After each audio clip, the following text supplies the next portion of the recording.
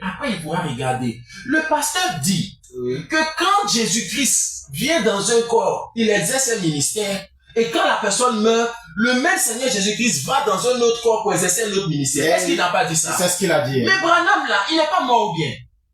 Ou bien Branham là, tu as son numéro de téléphone. Branham est mort. Maintenant, si Branham est mort là, Jésus s'est déversé dans quel corps? Je ne sais pas s'il se comprend. Le problème c'est quoi? C'est que je vois c'est aussi logique ce qu'il est en train de dire, hein? Le problème, il est en train de vous corriger. Allons-y à côté. Le problème, c'est que quand il parle de l'eunuque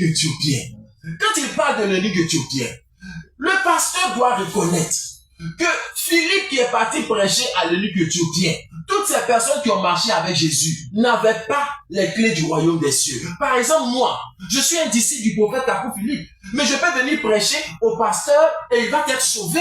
Mais est-ce que ça veut dire que c'est moi qui ai les clés du royaume des cieux? Non, celui qui avait les clés du royaume s'appelait Pierre.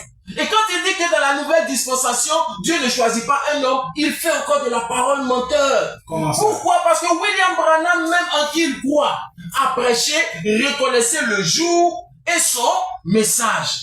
Et lui-même se réclame de William Branham. Et le messager même. Et le messager. Et Branham lui-même, quand il va au-delà du rideau du temps, Branham voit une vision et les personnes qui viennent se jeter dans ses bras, ils disent précieux frère, précieux frère. Et William Branham dit, dans la vision qu'il a eue au-delà du rideau du temps, que la parole est venue à lui pour dire, tout ce que tu as aimé, et tous ceux qui t'ont aimé, Dieu te les a donnés. Ils n'ont pas dit tous ceux qui ont aimé Jésus. Sinon tout le monde aime Jésus. Je ramène encore le pasteur à sa lecture dans Matthieu chapitre 7, verset 21 qui dit, ce ne sont pas tous ceux qui me disent Seigneur, Seigneur qui rentreront au ciel, mais celui qui aura fait la volonté de mon Père qui est dans les cieux. Ça veut dire que le fait de prononcer Jésus, même le musulman il le fait. Le fait de chanter Jésus, tout le monde le fait. Mais il a dit celui qui aura fait la volonté de mon Père qui est dans les cieux. Et quelle est cette volonté? Oh, la volonté de mon Père qui est dans les cieux. Jean chapitre 6, verset 40 qui dit, c'est ici la volonté de mon Père. C'est que quiconque discerne le Fils et croit en lui. Il dit qu'il croit en Jésus. Je vais donner un petit coup de spiritualité au pasteur. Le pasteur ne sait même pas qu'avant de croire en Jésus, tu dois d'abord le discerner. Il a dit dans Matthieu chapitre,